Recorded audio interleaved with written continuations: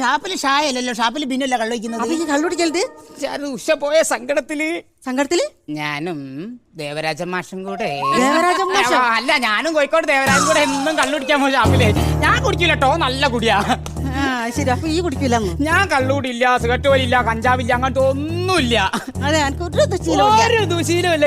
ഒരു പ്രശ്നം എന്താണ്? ലോകത്തൊരു ഡോക്ടർമാർക്കും ചികിത്സിച്ച് ഭേദമാക്കാൻ പറ്റാത്ത ഒരു മാരകമായ അസുഖത്തിന്റെ ഉടമയാണ് ഞാൻ. അയ്യോ, അതെന്താണ്? നാക്കെടുത്തന്നോണേ പറയുള്ളൂ.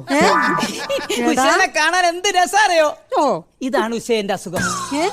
പോടവിടുന്ന്. അല്ല പിന്നെ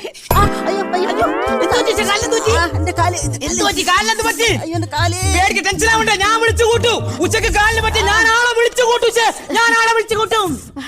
നാട്ടുകാരെ ഓടി വരണേ, ഉച്ചക്ക് കാലിന് പരിക്ക് പറ്റേ. നാട്ടുകാരെ ഓടി വരണേ, ഉച്ചക്ക് കാലിന് പരിക്ക് പറ്റേ.